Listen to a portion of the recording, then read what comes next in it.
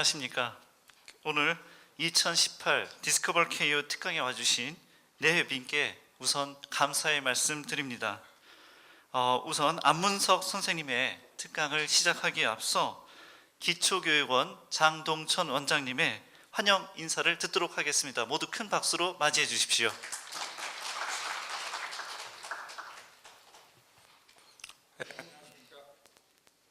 저희가 디스커버 KU는 지금 6년 차 정도 진행하고 있는데요.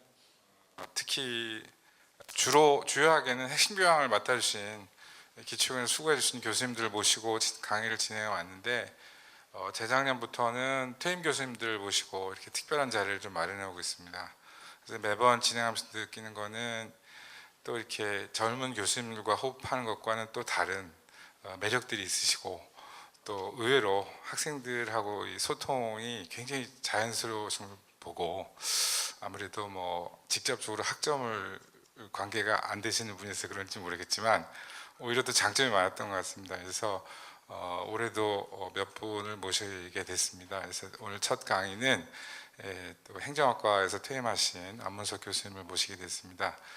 저는 개인적으로는 제가 새내기 교수일 때 우리 또 안 교수님께서 부총장님을 해주셔서 그때 모르겠습니다. 저의 개인적인 느낌인지 모르겠지만 그때 총장님이셨던 어윤대 총장님이 상당히 좀 강한 이미지셨기 때문에 상대적으로 이렇게 젊은 교수들을 따뜻하게 많이 챙겨주셔서 오히려 더 기억에 많이 남아있는 것 같습니다. 제가 또 전공이 달라서 선생님을 뵐 일이 많지 않았는데 그 외에 또 책도 많이 쓰시고 또 그전에도 또 물론 정부 자문회의에서도 활동하시고 정책회의 회장도 역임하시고 굉장히 활발하게 활약하셨지만 오늘 또 와서 보니까 더더욱 놀라운 것은 그동안 또 문필 활동도 하셔서 이렇게 또 작가협회 회원으로서 책도 내시고 그래서 이렇게 정말 선생님의 학문적인 업적과 그런 또 문학적인 감성이 어우러져서 정말 멋있는 원로의 길을 가고 계시구나 하는 생각이 들었습니다.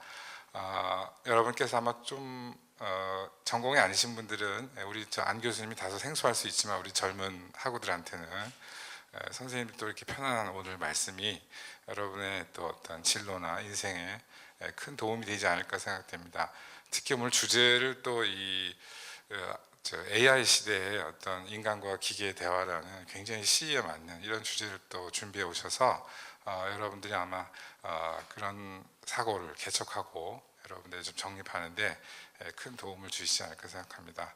오늘 날씨도 쌀쌀하고 그런데도 불구하고 아마 또 뒤에 사모님도 같이 오신 것 같아요. 저기 예쁜 빨간 옷을 입고 계신데 박수 한번 해주세요. 네.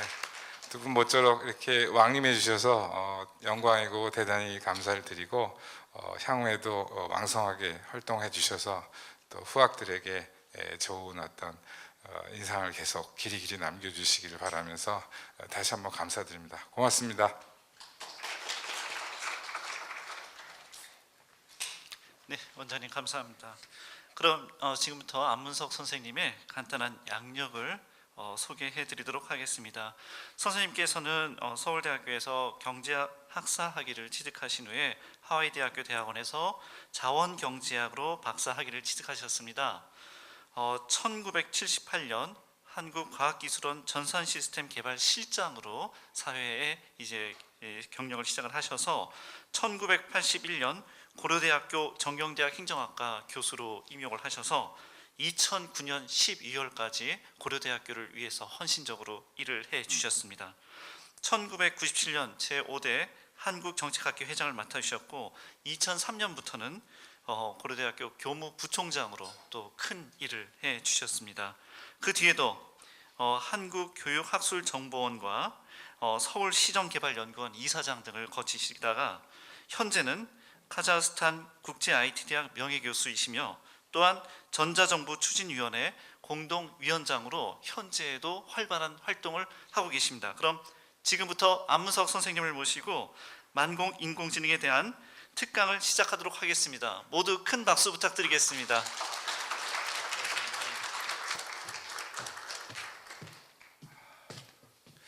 예, 여러분 안녕하십니까?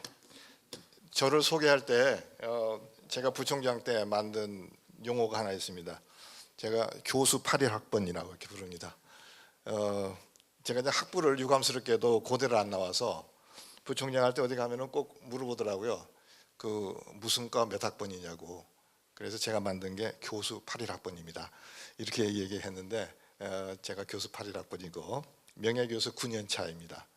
여러분들 명예교수라는 거 잘 모르시죠? 명예교수라는 것은 학교에서 쭉 일을 하시다가 퇴임을 하시고 하셨는데 업적이 좋아서 업적이 또 영원히 남을 것 같아서 교수라는 타이틀을 돌아가실 때까지 쓰도록 허용된 분, 그게 명예교수예요.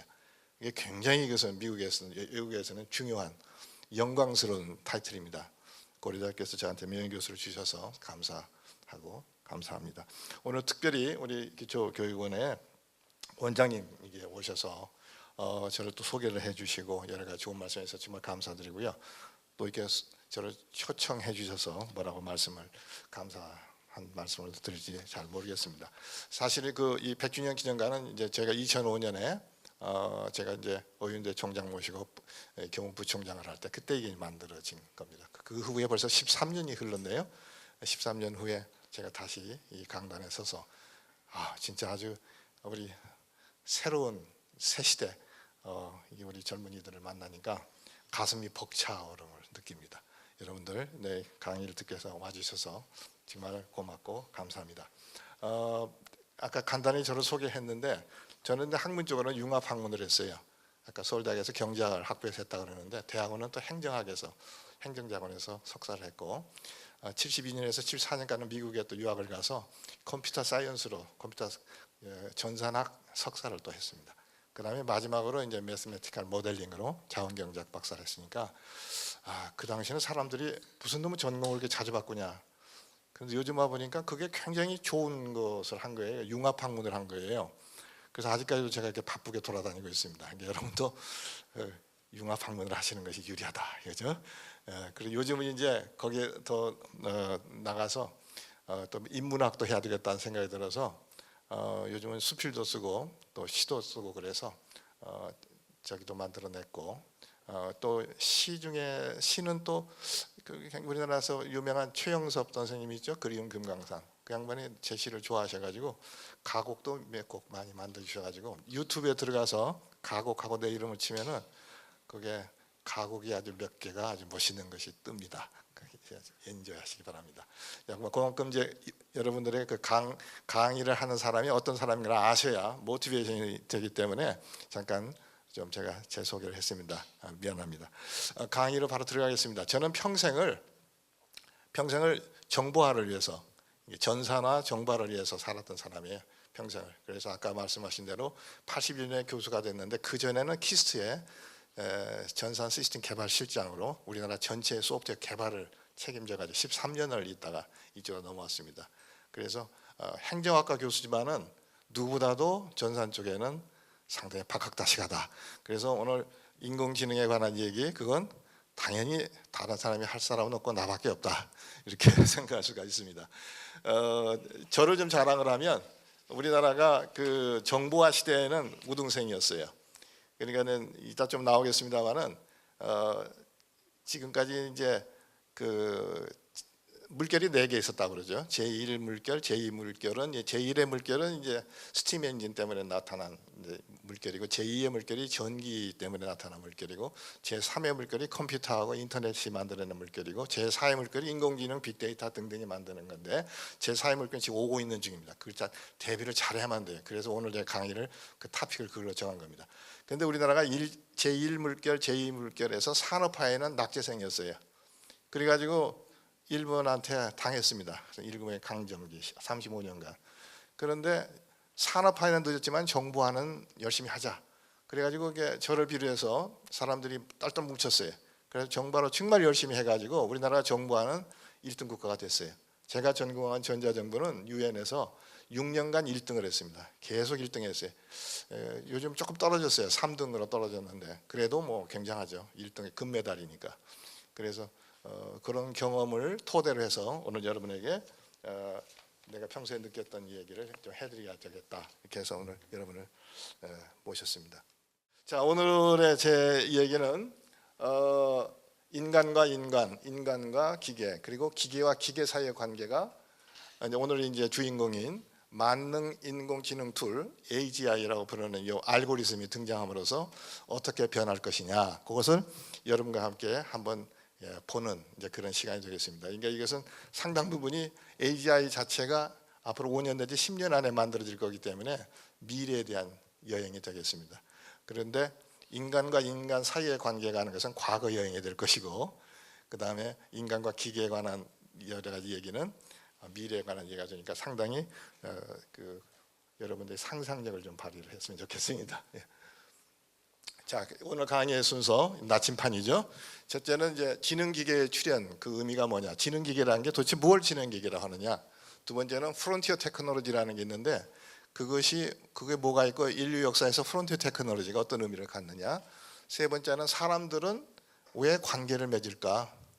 그러니까 우리 너무나 당연하다고 생각하는데 그걸 한번 좀 우리가 리뷰를 할 필요가 있어요. 사람들은 왜 관계를 맺을까. 그 다음에 제가 요즘 굉장히 주장하는 것이 공감 사회가 출현했다. 그래서 이 클로니즘 소사이어티는 내가 이름을 붙인 거예요. 지금까지 사람들 아무도 얘기를 못했는데, 그래서 이런 사회가 지금 도래를 했다. 그 다음에 다섯 번째가 신기한 것을 써놨죠. 기공지능 시대라는 거. 이것은 기계가 기계 사이의 관계를 나타내, 기계가 기계를 교육시키는, 가르치는 시대입니다. 지금은 인공지능이라고 그러죠. 인공지능은 사람이 기계를 가르치는 건데, 기공은 기계가 기계를 가르치는 시대가 도래를 하고 있다. 그러면 신이 인간을 가르치는 시대도 있죠. 그 제가 용어를 또 만들었어요. 신공지능 시대. 그래서 과거에는 신공지능 시대도 있었다, 그죠? 그 다음에 인간과 기계 사이의 관계가 어떻게 진화해 갈 것인가, 지금은 어느 단계에 와 있는가를 살펴보자. 그 다음에 굉장히 이제 중요한 거죠. 인간이 기계를 통제할 수 있을까? yes, no 중에 하나겠죠, 그죠? 그것도 여러분들 같이 한번 생각을 해보자는 얘기예요. 그리고 인간과 기계의 바람직한 관계는 어떻게 설정해야 될 것인가? 과연 바람직한 관계라는 게 존재하는 거냐? 그렇게 한번 얘기를 하는 겁니다. 그래서 여기에 동원되는 것은 경제학, 그 다음에 생물학, 그 다음에 정치학, 행정학, 컴퓨터학, 모든 게 다 동원돼야만이 이것이 이제 여러분들이 여행을 떠날 수가 있습니다. 지금부터 여행은 이제 아주 상상의 날개를 피니까 아주 편안한 자세로 듣기 바랍니다. 자, 그러면 만능 지능 기계라는 말을 자꾸 써요. 만능 지능 기계라는 것이 앞으로 출현할 것이다. 이 만능이라는 것이 무슨 의미입니까? 이건 데이터만 입력하면 인간의 지능을 닮은 인조인간 또는 지능 인간을 만들어내는 기계다. 만능이라는 말이 그런 뜻이에요. 이것이 앞으로 나올 거라는 얘기죠. 제 주장은 나온다는 겁니다. 근데 이 만능 기계라는 말이 지금 나온 게 아니라 옛날에 70년대에 컴퓨터를 만능 기계라고 불렀어요. 아까 제가 얘기했죠. 70년대 초에 제가 미국 가서 한국 사람들로서 컴퓨터 석사도 없었을 때 제가 거의 뭐 한 세 번째 정도 한국 사람으로는 최초로 석사를 하고 왔는데, 그때 컴퓨터를 만능 기계라고 그랬어요. 왜 만능이라고 그러냐? 하드웨어에 컴퓨터 프로그램만, 소프트웨어만 달리 집어넣으면 그 똑같은 컴퓨터가 어느 때는 월급 계산도 하다가 어느 때는 재고 관리를 하다가 그러니까 옛날에는 재고 관리하는 기계가 따로 있고 또 뭐 월급 계산하는 기계가 따로 있었는데, 이것은 하드에다가 프로그램만 집어넣으면 자꾸 바뀌니까, 그래서 그 당시 사람들이 컴퓨터를 만능 기계라고 그랬어요. 똑같은 일이 앞으로 벌어진다는 겁니다. 이제는 그 당시에는 그 기계에다가 소프트웨어라고 하는 여러분 잘 아시는 컴퓨터 프로그램을 써서, 언어를 써서 프로그래머가 명령을 해서 기계를 이게 이제 여러 가지 용도로 썼는데, 앞으로는 그 컴퓨터 프로그램 자체를 이제 컴퓨터가, 지능 기계가 하게 된다는 겁니다. 그게 인간이 해주지 않고, 그것이 만능이라는 뜻이 됩니다. 그래서 고급원의 역할을 AGI가 앞으로 하게 될 것이다, 그 뜻입니다. 자, AGI는 뭐의 약자냐? 이것은 머신 러닝의 툴인데, 이거 영어로는 Artificial General Intelligence Software의 알고리즘입니다. 이 알고리즘. 그 약자인데, 그다음에 여기에 대한 이제 그 다른 개념이 있느냐 하면 ANI라는 게 있어요. 그 무슨 Artificial Narrow Intelligence입니다. 이것은 Special Purpose, 이게 특수 목적의 인공지능 알고리즘이에요. 그 ANI라고 합니다. 또는 Artificial Special이라고 하기도 하는데, 일반적으로 Narrow라는 표현을 많이 씁니다. 예를 들면 알파고는 전형적인 ANI입니다. 그러니까 알파고를 트레이닝 시키고 지능을 갖다 높일 때는 알파고 바둑 두는 거에 특화해서 내로우하게, 영역을 내로우하게 해가지고 지능을 만들었어요. 그래서 내로우입니다. 그래서 내로우인데 그래서 특수목적인 인공지능 개발 툴이라고 볼 수가 있죠. 그런데 그 알파고의 충격을 가져온 데미스 하사비스가 인터뷰를 했어요. 뭐라고 그러냐면 앞으로 5년 내, 늦어도 10년 내에 내가 AGI를 만들겠습니다. 그랬어요. Artificial General Intelligence 알고리즘을 만들겠습니다. 이거 나오면 이제 그게 달라지죠, 그렇죠? 요 알고리즘에다가 데이터만 자꾸 집어넣으면 이게 막 여러 가지의 이제 지능 가진 이제 소프트웨어가 막 또는 저 인조인간과 그다음 기계가 쏟아져 나오는 거예요. 그런 시대가 올 것이다라고 주장한 겁니다. 저는 이제 그 시대가 왔다고 생각하고 곧 올 거라고 생각하고 사람과 기계의 관계가 어떻게 변할 것이냐를 한번 이제 보는 거예요. 자, 그러면 이제 우선 기계에 대한 정의부터 해야 되겠어요. 지능 기계라고 그러니까 이놈 기계가 뭔지. 기계의 정의는 외부에서 동력을 받아야 돼요. 외부에서 동력을 받지 않은 것은 기계라고 안 해요. 그냥 망치는 그냥 도구예요. 망치지. 그렇죠? 외부에서 에너지를 동력을 받아서 스스로 움직일 때 우리는 기계라고 그래요. 그러니까 그렇고 그다음에 외부에서 또 자원을 받아서 내부에서 전환 과정을 거쳐서 산출물을 만들어내서 외부에 내보내는 시스템, 일종의 시스템이다. 기계는 시스템이에요. 예. 그러니까 인풋, 컨버전, 아웃풋이 있는. 그런데 그것이 하나로 유기적으로 연결되어서 환경과 이렇게 인터랙션이 있는 거, 그것이 기계라고 그러고 그것이 없으면은 그건 그냥 기계가 아니에요. 그냥 도구지. 자, 그래서 근데 전통적으로 우리가 보통 지능 기계가 아니고 보통 우리가 기계라고 할 때는 뭘 의미하느냐면 외부 동력을 인간이 제공해 줘요. 인간이, 그죠? 자기 스스로가 동력을 얻는 게 아니고, 두 번째는 외부 자원도 인간이 집어넣어 줘요.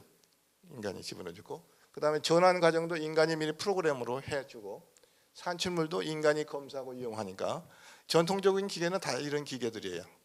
우리가 보통 기계라고 하는 것들은 다 그건데, 이것을 어떻게 본다면 특수목적 기계다 볼 수가 있죠. 근데 이 기계는 우리가 살아있다라고 얘기를 안 해요. 난 리빙이라고 불러요. 왜냐하면 이게 살아있는 기계가 아니에요. 자, 그러면 이제 우리는 한 차원 높은 또 질문이 있네요. 그렇다면 살아있다는 말의 의미는 무엇일까? 그 다음에 우리 토픽 글로 넘어갑니다.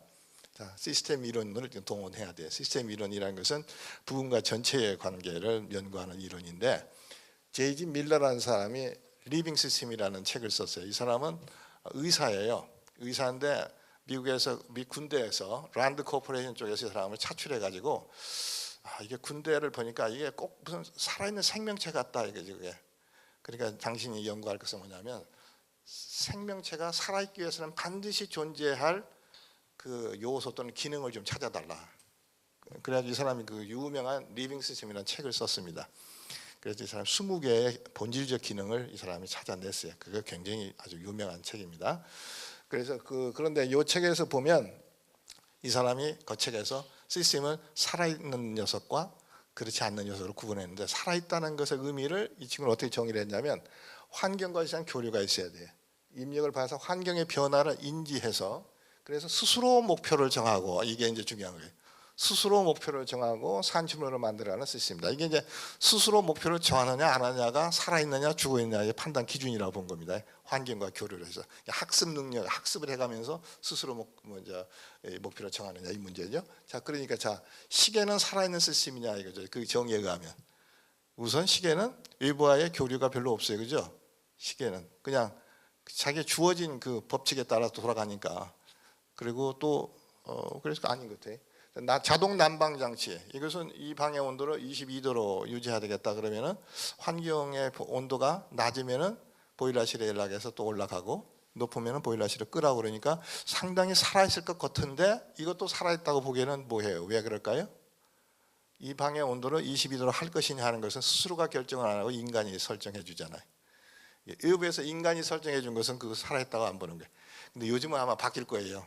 그게 서머스타트도 이제 지능이 들어가면 외부와의 환경, 그다음에 그 기름값 이런 걸 다 고려해 가지고 온도를 높이고 낮추는 걸 스스로가 설정할 수가 있죠. 그러면은 그 조금 이제 살아있는 시스템으로 가나 이렇게 볼 수가 있다는 거예요. 컴퓨터, 지금까지의 지능형 컴퓨터가 아닌 컴퓨터는 그것도 살아있다고 보기 뭐예요? 왜냐하면 인간이 여기 프로그램 이제 컴퓨터 하는 분들이 이제 학생들이 많을 텐데 일일이 다 지시를 해줘야 돼요. 그러니까 일일이 지시를 해주는 거 그것은 살아있다고 보기가 뭐예요. 자, 그래서 중요한 것은 우리의 만능 지능 기계는 살아있는 시스템이다. 우선 정의부터 그렇습니다. 그러니까 살아있는 시스템이라는 얘기는 무슨 얘기냐면 환경과 교류를 스스로 하고 학습을 통하여 환경 변화를 스스로 인지하고 그리고 목표를 정하고 문제를 스스로 인지하고 해결책을 스스로 마련하고 선택할 수 있는 이것이 이제 N자가 담는 리빙 머신 살아있는 기계라고 우리가 일단 정의를 내리는 거다. 이게 만능 기계가 이렇게 살아있는 시스템이 되니까 사람과의 관계라는 것이 문제가 되기 시작하는 거예요. 이 죽은 시스템이라면 아무 문제가 없는데 살아있는 시스템이기 때문에 이게 뭔가 우리하고 이렇게 관계를 맺을 것 같아요. 느낌에 이제 그거를 오늘 이제 우리가 살펴보는 겁니다. 자, 그래서 이제 계속 약간 이제 되풀이가 되는 얘기인데 현재의 인공지능은 ANI예요. AGI가 아니라 Narrow Specific Purpose. 그러니까는 알파고 같은 것들이죠. 그래서 그 알파고는 그냥 바둑둔데만 그 훈련이 됐기 때문에 알파고를 가지고 여러분들하고 오목 경기를 하면은 알파고가 져요. 그것은 바둑만 연습이 잘 돼 있기 때문에. 그래서 그 내로한 거다는 게 특정 문제. 근데 다가오는 AGI 시대에는 지능기계가 이제 이렇게 될 거예요. 데이터도 자기가 수집을 해요. 데이터도. 그리고 자기가 수집한 어떻게 수집할 것이냐? 앞으로는 그게 돼요. IoT 때문에. 인터넷 오브 띵스 IoT 때문에 물건에서 데이터가 들어오죠. 그것은 이제 자기가 수집하는 거예요. 자동적으로. 전환 과정도 스스로 만들고 이게 지금까지는 전환 과정을 사람이 프로그램을 해줘야 됐었는데 이제는 프로그램을 해줄 필요가 없이 아까 말한 그 알고리즘이 스스로가 프로그램을 만들어가는 거예요. 이게. 그래서 스스로 목표도 정하고 산출물 과정을 만든 이런 기계가 만들어지면은 이제 새로운 세상이 오고 있다 그런 뜻입니다. 그래서 놓고 보니까 이제 그렇다면 이 ANI에서 인공지능이 알고리즘과 이 만능 기계에서 굉장히 중요한 게 데이터예요, 그죠? 데이터는 AGI의 뭐예요? 먹이에요, 먹이. 이 데이터가 없으면은 그냥 굶어 죽어요, 그냥. 그래서 데이터가 엄청나게 중요한 겁니다. 그래서 이제는 앞으로 제4의 물결 시대는 데이터가 내셔널 웰스의 국부의 원천이 돼요. 어떤 나라가 쓸만한 데이터를 많이 가지고 있느냐, 어느 회사가 쓸만한 데이터를 많이 가지고 있느냐에 따라서 그 회사와 그 나라의 파워가 달라져요. 개인도 고려대학교도 마찬가지. 앞으로 이제 어느 대학이 쓸만한 데이터를 많이 가지고 있느냐에 따라서 달라진다. 왜냐하면 그 알고리즘 자체는 굉장히 빠른 속도로 보급이 될 거예요. 그래서 그게 이제 그래서 국력은 특정 데이터가 관리할 수 있는 데이터의 양과 질에 의해서 측정되는 시대가 될 것이다. 그러니까 이제 앞으로는 그 데이터는 이게 밭과 같은 것이고 그 다음에 AGI는 이제 옛날 농경 시대로 본다면 노비나 같은 거예요. 인간으로 볼 때 그런 노비의 수가 많은 사람, 밭이 넓은 사람이 부자였죠. 그런 시대가 아마 올 거다. 자, 그러면 이제 우리가 지금은 지능 기계에 관한 얘기를 했는데 조금 좀 뒤로 좀 백을 해서 인류 역사를 한번 살펴보고 가자는 거예요. 인류 역사는 사실은 기술이 리드해 나왔어요. 그 기술을 인류 역사를 바꾼 기술을 우리가 프론티어 테크놀로지라고 부르자. 제가 이름 붙인 거예요. 프론티어 테크놀로지는 인류 역사를 바꾼 테크놀로지다. 근데 이 프론티어 테크놀로지가 왜 중요하냐 그러면 프론티어 테크놀로지가 등장하면 이것이 인간의 생활 공간의 변화를 가져와요. 우선 생활 공간이 바뀌어요. 그다음에 생활 공간은 새로운 생활 양식을 만들어내고 새로운 사람 사이의 관계를 새롭게 만들어 놓고 그래서 정부도 바뀌고 시장도 바뀌고 다 바뀌고 따라서 사람 사이의 관계도 다 바뀌니까 결국은 사람 사이의 관계도 프론티어 테크놀로지에 의해서 바뀌게 된다 그 뜻입니다. 그러니까 기술 의존적이다 그 얘기예요. 자, 역사를 바꾼 그 프론티어 테크놀로지 다 아시겠지만 여러분들 신문을 읽어서 한번 리뷰를 해볼까요? 1차, 2차 산업혁명은 프론티어 테크놀로지가 전기기관하고 전기였어요. 그래서 이것을 우리는 산업혁명이 일어났다. 농업에서부터 제조업으로 산업혁명이 일어났다 그러고 그런 사회를 우리는 산업사회라고 이렇게 부르고 그 다음에 생활공간은 도시가 생활공간이 됐어요. 농촌의 마을에서부터 도시가 됐고 도시민이라고 하는 새로운 사람들이 생기기 시작했어요. 도시민. 그래서 이게 새로운 생활 공간과 새로운 사람이 이게 만들어졌고 도시에서의 사람 사이 관계는 농촌 마을에서 사람 사이의 관계는 완전히 달라지죠. 그죠? 도시 사람 사이의 관계가 다르기 때문에 사람 사이의 관계도 바뀌어졌다. 그 다음에 제4차 산업혁명을 가져오는 프론트 테크놀로지는 컴퓨터와 인터넷이고, 우리는 그것을 정보혁명이라고 부르고, 그런 사회를 정보화 사회라고 부르고, 생활 공간은 컴퓨터가 만들어내는 사이버 공간, 사이버 스페이스가 생활 공간이 됐어요. 그리고 거기에 사는 사람들은 새로운 인종, 네티즌이라는 인종이 나타났어요. 그래서 사람 사이 관계가 또 한 번 바뀌게 됐어요. 그런데 지금 제4의 물결이 오고 있습니다. 제4의 물결을 가져오는 프론트 테크놀로지가 뭐냐?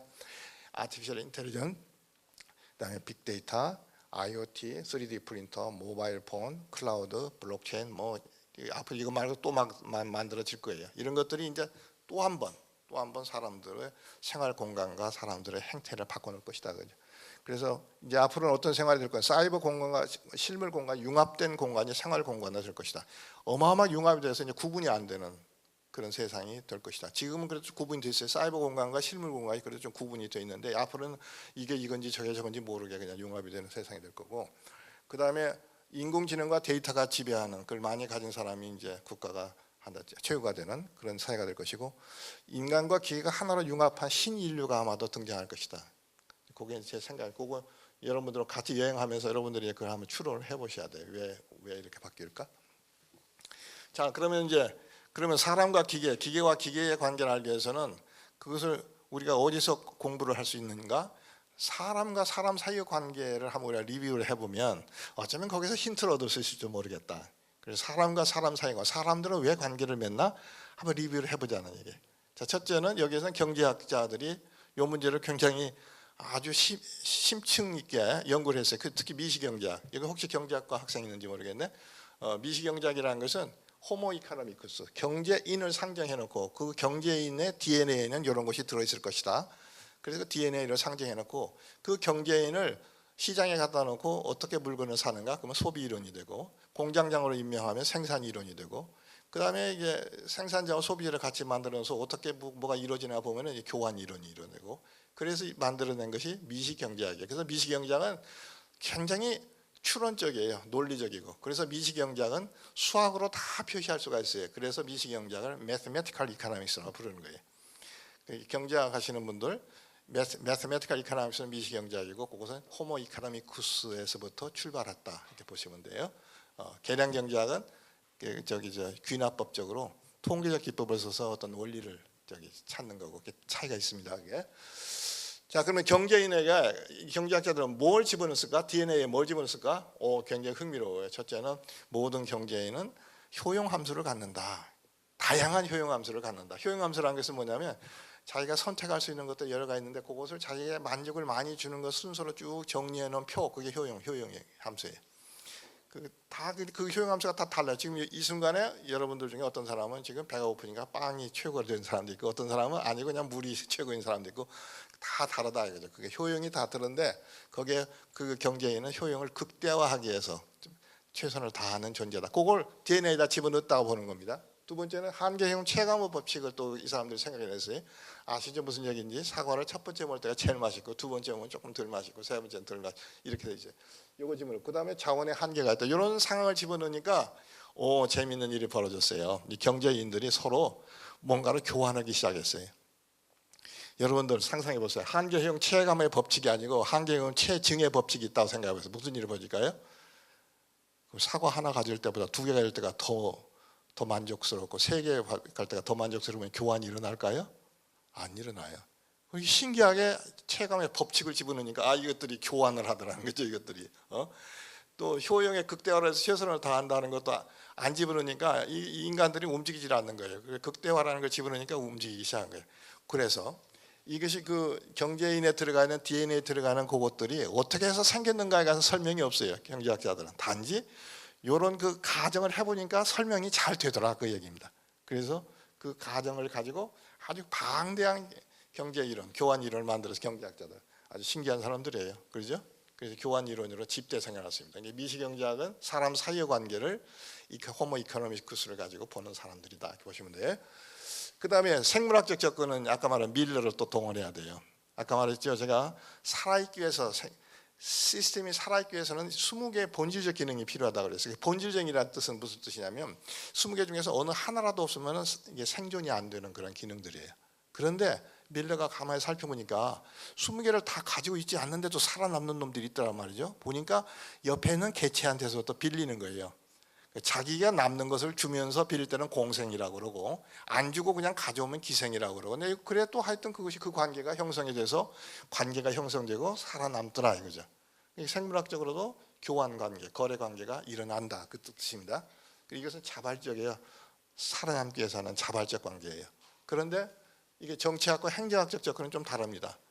이것이 아까는 자발적인 관계였는데 이제 이쪽으로 오면은 이게 힘센 놈과 힘 없는 놈이 있는지 모르겠지만 어느 한쪽은 교환 관계에 있어서 권력 관계가 교환으로 등장해요. 하나는 계속 명령을 하고 하나는 계속 명령을 받기만 하는 관계가 명령과 복종의 관계가 생기더라는 거죠. 그것을 왜 그게 생기느냐부터 시작한 것이 이제 정치 철학이죠. 제일 이제 심플하게 생각할 수 있는 것은 힘센 놈이 최고다 이거죠. 그러니까 힘센 놈이 폭력을 휘두르니까 힘없는 사람이 복종을 하더라고요. 폭력설부터 시작을 해서 그다음에 왕권 신수설 그 지배하는 왕은 원래 하느님이 내린 사람이지 아무나 내린 거 아니야. 그래서 그걸 믿으면 또 복종을 하게 돼요.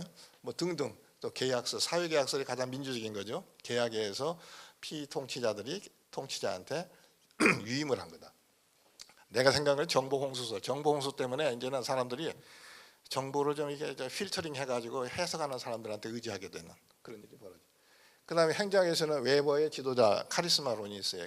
조직에서 공공조직에서 왜 리더가 힘을 발휘하는가 봤더니 카리스마가 있어서 그렇더라. 카리스마는 어떤 종류가 있느냐? 행정학에서 하는 거예요. 아마 등등 이런 것들이 그래서 이것은 강압적 관계예요. 권력적 관계입니다. 권력 관계가 굉장히 인간관계에서 중요한 관계에 등장을 했어요.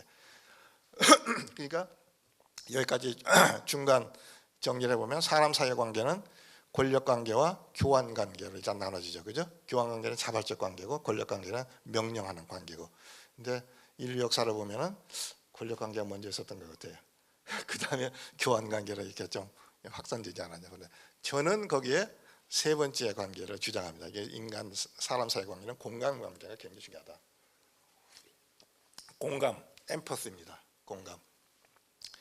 엠퍼스는 일종의 인문학적 접근이라고 저는 생각하고 있어요. 아까는 사회과학적 접근과 생물학적 접근이라면 공감관계는 타인의 입장에서 타인의 감정이나 경험을 자신의 것으로 느끼는 것 이게 공감관계예요. 그렇죠. 상대방의 고통과 행복에 나의 고통과 행복을 느껴지는 그냥 수동적으로 느끼기만 하는 것은 심퍼스인데 한 걸음 더 나아 적극적으로 그래서 그 사람을 위해서 뭘 할 수 있을까까지 고민하는 것이 엠퍼스. 약간 적극적인 관계인데 이 적극적인 관계가 더 중요하다는 거죠. 제가 혼자 생각해봤어요. 프랑스 혁명의 3대 목표 이데올로기가 자유평등 박애인데 지금까지 자유평등은 뭐 많이들 이게 달성이 됐는데 박애가 좀 달성이 안 된 것 같은데 앞으로 공간관계가 막 이게 주된 관계로 형성이 되면 아마 박애가 굉장히 중요한 이데올로기가 나오지 않을까 혼자 생각해봤어요. 근데 그것이 그렇더라고요. 제가 보니까 공간관계를 촉진하는 것이 정보화 사회예요. 컴퓨터와 인터넷, SNS 이것이 공간관계를 촉진하는 촉매제 역할을 하더라고요. 자, 그걸 이제 여러분들과 같이 한번 들어볼까요? 그래서 이게 클로니즘이라는 것이 이제 앞으로 등장할 것이다. 이게 제가 만든 용어입니다. 클로니즘이라는 것은 클론에서 나온 얘기예요. 클론이라는 것은 복제한다는 뜻이죠. 그러니까는 세포를 복제하면 그 세포를 클론을 하면 세포를 복제하는 것이 아니고 그 세포가 속해 있는 전체를 모태를 복제하죠. 나무 가지를 끊어서 나무에 심으면 나무 가지를 복제하는 게 아니라 나무를 복제한다. 그 얘기는 부부는 전체가 나 모든 정보를 다 가지고 있다는 뜻이에요. 그다음에 우리의 의식은 우리가 전체적인 의식은 우리를 구성하는 세포 하나하나에 대해서 뭐가 고통을 느끼면 다 그걸 느껴요. 그러니까 전체는 전체이면서도 부분인 관계가 형성돼요. 이건 대단한 겁니다. 그 전까지는 두 가지 방법밖에 없어서 하나 홀리즘과 그 다음에는 메소드로지카 인디비주얼인데 홀리즘이라는 건 전체주의인데 그러니까 숲이 모여서 나무가 모여서 숲이 되지만 나무의 행태와 숲의 행태는 다르다. 국가도 마찬가지다. 국민이 모여서 국가를 만들지만은 국가라고 하는 거시적인 것이 가는 그 방향을 국민들은 알 수가 없다. 그러니까 어떻게 해야 되느냐? 그걸 잘 아는 소수의 엘리트가 독재를 해도 괜찮다. 그래서 전체주의가 나오는 거예요. 그런데 이제 거기에서 한 조금 더 이제 교환 관계가 이제 사람 사이 관계에서 이제 발전하니까 나온 것이 메소도로지컬 인디비주얼. 그러니까 전체는 부분의 집합이다. 그러니까 국민이 자기의 그 자기를 최선을 다하면 그 결과에서 국가는 항상 최선이 되는 것이다. 그렇죠? 그게 민주주의 국가죠, 그죠? 그래서 그런 국가는 그 방문론적 개인주의 국가에서는 절차적 정당성이 굉장히 강조가 돼. 국가가 어디로 가야 되겠다고 얘기하는 것은 전체주의적인 컨셉이라고 보는 거죠. 그런데 제가 주장하는 클로니즘적인 것은 그러니까 전체도 의식인 전체도 존재하고 부분도 존재하는데 그 사이에 사실은 놓고 보니까 구분이 잘 안 되더라 그런 얘기입니다. 부분은 부분이면서 전체이고 전체는 전체이면서 부분인 그런 관계가 형성된다. 약간 선문답 같죠? 그런 관계가 클로니즘이라고 제가 주장하는 겁니다. 자, 그래서 클로니즘적인 그런 것이 이제 유행하게 되면 세상에 클로니즘 소사이어티가 나타나야 돼요.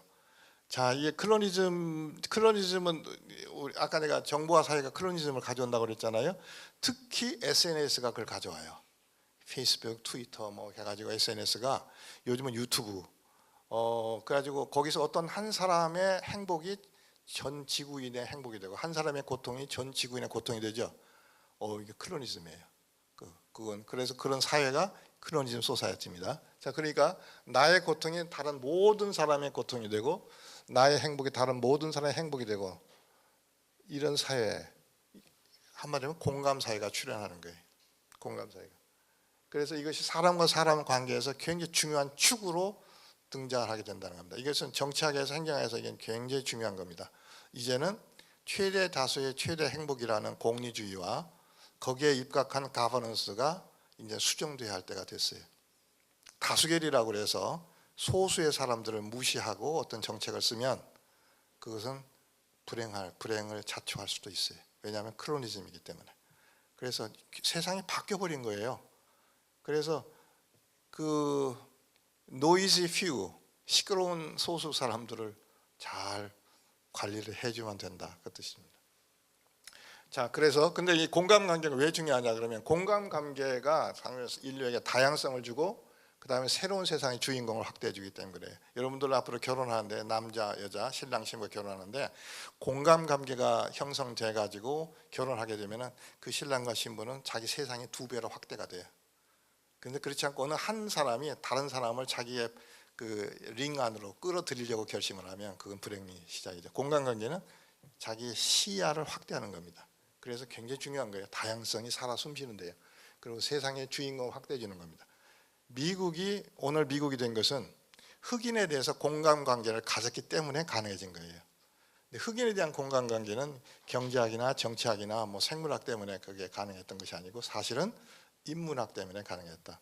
그러니까 소설이 하나 나왔는데 그것이 톰 아저씨의 오두막집이라고 하는 소설이 스노이가 썼는데 이것이 엄청난 반향을 일으켰고 그것이 흑인도 인간이다라고 하는 공감관계를 확산시켰고 그래서 그것이 나중에 흑인에 대한 공감관계가 되고 그것이 미국 시민권을 줘가지고 오늘의 미국을 만들었다 이렇게 볼 수가 있습니다. 그래서 공감관계가 그렇게 중요한 거예요. 그다음에 그래서 이렇게 공감관계를 가지고 피지배민에 대해서 공감관계를 가져가지고 시민권을 주는 나라는 굉장히 발달했어요. 시저도 그랬어요. 시저도 자기가 정복했던 그 국가의 그 피정복민들에게 로마 시민권을 줬죠. 근데 농담인데 맨 밑에 거 여러분 미스터 션샤인 봤어요? 그 이병헌이가 뭐죠? 노비 아들이었죠. 근데 굉장히 아주 훌륭한 일을 많이 하잖아요. 만약에 미스터 션샤인을 대한제국 시절에 반영을 했다면 그래가지고 그것이 공감을 얻었다면 어쩌면 노비제도가 그때 없어졌을지도 모르겠어요. 그죠? 그래서 대한제국이 아마 안 망했을지도 모르겠다는 생각이 든다 말이죠. 그게 중요한 거예요. 자, 그다음에 이제 그게 이제 우리가 사람 사이의 관계에서 배웠습니다. 사람 사이의 관계는 권력 관계에서 교환 관계를 거쳐서 공간 관계로 이제 진화해 나왔구나 하는 걸 우리가 배웠어요. 그다음에 이제 기공지능 시대, 기계와 기계 사이의 관계는 어떻게 앞으로 진화할까? 기계에 대해서 기계가 스스로 자기에 대해서 공감을 느껴야 돼요. 일단은 내적 공감과 외적 공감을 해야 돼요. 내적 공감은 기계가 자기를 구성하는 기계 그 요소에 대해서 이게 나라고 하는 느낌을 가질 때 그게 내적 공감이 돼. 그다음에 외적 공감은 기계가 지능기계가 다른 기계의 고통을 자기 것으로 느낄 때 외적 공감이 일어나는 거예요. 그게 들어가야 그다음에 이제 기계가 자기들끼리 이제 완벽한 의미에서 집단과 그룹을 만들 수가 있는 소지가 생긴다, 그런 얘기입니다.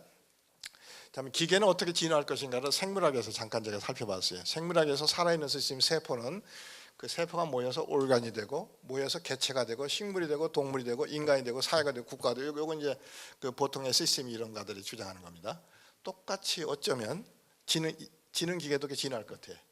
지금의 ANI가 인간 주도의 특수목적어 개별 지능 기계인데, 이것이 인간 주도의 AGI 기계로 만들어지고, 이것이 인간이 주도하는 게 아니고 기계 주도의 AGI 기계가 만들어지고, 그 다음에 기계들끼리 서로 교류해서 집단 지능 기계가 만들어지고, 그 다음에 사회까지 만들어지는 관계로 이것도 진화할 것 같다는 생각이 듭니다.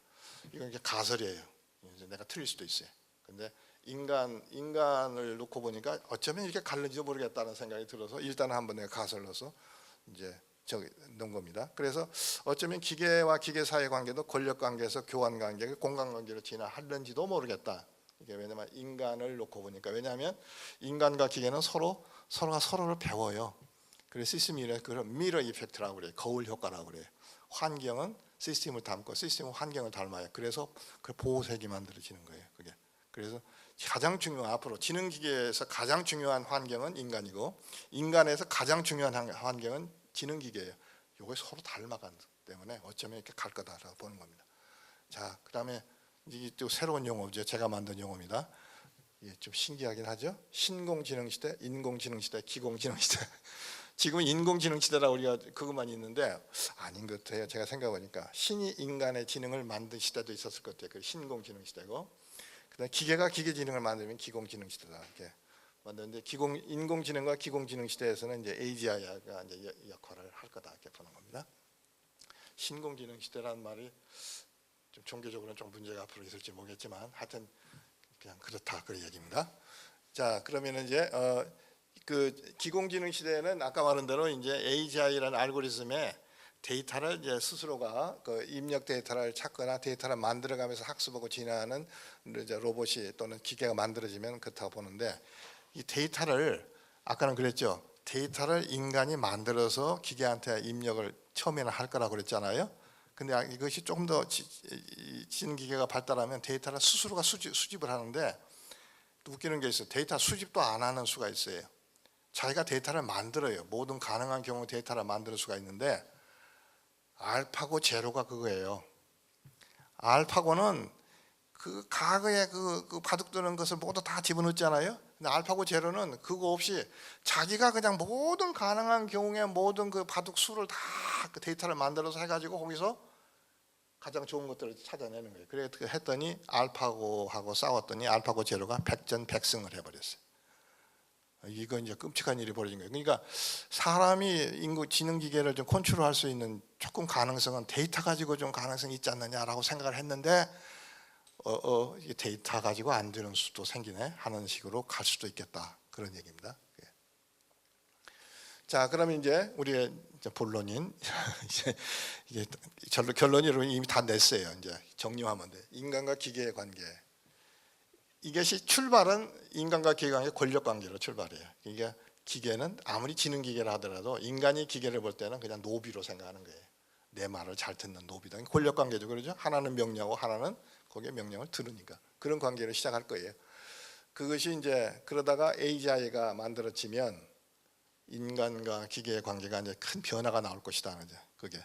그래서 인간과 기계 관계도 권력 관계에서부터 시작을 해서 인간이 기계를 노비로 생각하는 관계에서부터 인간과 기계가 이제 공정하게 뭔가를 주고받는 관계를, 교환 관계를 거쳐서 인간과 기계가 공감 관계로까지 아마 발전할 것이다 하는 것이 역시 또 저의 가설입니다. 어쩌면 이렇게 될지 모르겠다 앞으로. 이렇게. 자, 그러면은 그렇게 되기 위해서는 인간과 기계가 제일 좋은 것은 이제 공감 관계를 가져가는 거 아니에요? 그렇게 공감 관계를 가지기 위해서는 인간이 기계에 대해서 공감을 일단 느껴야 돼요. 근데 느끼고 있네요 보니까. 자, 보세요. 인간이 벌써 사이보그가 나오기 시작했죠. 사이버네틱스 플러스 오르가니즘을 합성한데 새로운 인류가 만들어졌어요. 요즘 뭐 이렇게 다리 뭐 이렇게 해가지고 그냥 하면은 다 그냥 그냥 정상적인 사람과 행동하지 않은 거죠. 그 사람한테는 그 기계가 아니고 자기 몸의 일부예요. 그 내적 공감이 이루어지고 있는 겁니다. 내적 공감. 기계에 대한 내적 공감이 이루어지고 있는 거예요. 그래서 사이보그는 인간과 기계가 융합 일체가 되어서 하나의 유기적 시스템 활동하는 하나의 신인류를 만드는 건 똑같다. 그 내적 공감이 이루어졌죠. 이게 이제 앞으로 이것은 굉장히 빠른 속도로 이루어질 것이다 이렇게 보는 겁니다. 그다음에 이제 유기적 공감은 다시 말하면 인간이 기계에 대해서 공감, 이게 이것은 자기 몸에 부착된 것을 하는 내적 공감인데 그게 아니고 지능 기계에 대해서 인간이 그 지능의 아픔과 그 지능의 고통을 내 것으로 느끼는 그 공감 관계가 이루어질까? 저는 가능하다고 보는 겁니다. 그게. 그러면 이제 그런 공감 관계가 있다 없다를 어떻게 우리가 알 수 있느냐? 이제 다시 한번 정리를 하면은 인간이 기계에 대한 공감을 이미 느끼고 있는 것 같다. 그래서 이미 시작이 됐다는 게 제 주장이에요. IoT로 물건과 쌍방향 교신이 일어났고 물건과의 공감이 이미 시작이 됐어요. 어느 부분적으로. 신체 보조 장비는 내적 공감이 시작이 됐어요. 자, 그다음에 이제 3D 프린터는 자기가 좋아하는 물건이나 아니면은 사람들을 스캐닝 해가지고 그대로 만들 수가 있습니다. 그냥 모조할 수 있어요. 거기에다가 대화가 가능한, 그래서 AGI가 만들어낸, 그래가지고 그 추론이 가능한 그 인간을 만들어내면 그 인간에 대해서 그걸 인조 인간이지만 거기에서 인간이 아마 공감을 느낄 겁니다. 이미 느끼고 있을지도 모르겠어요. 근데 인간이 기계에 대한 공감은 이미 상당 정도 진전이 돼 있다라고 볼 수가 있다 그런 얘기입니다. 그래서 그걸 이제 학문적으로는 튜링 테스트를 하면 돼요. 이게 그 인조 인간을 갖다 놓고 보통 사람 갖다 놓고 인간 사람한테 저 중에서 누가 인간이냐 이렇게 물어봐가지고 그래서 그 인조 인간을 인간이라고 생각하면 그건 튜링 테스트에 합격한 거예요. 그냥 그건 인간으로 생각했구나 되는 거죠. 자, 그래서 앞으로 이제 무슨 일이 생기냐면 반려동물 같이 반려 로봇이 생긴다는 얘기는 인간이 공감을 느꼈다는 뜻이에요. 그렇죠? 그다음에 로봇과 더불어 살기로 작정한 사람도 생기고 어쩌면 결혼하겠다는 사람도 생기고 어쩌면 자기 재산을 다 상속하겠다는 사람도 생기고 온갖 일이 다 벌어질 겁니다.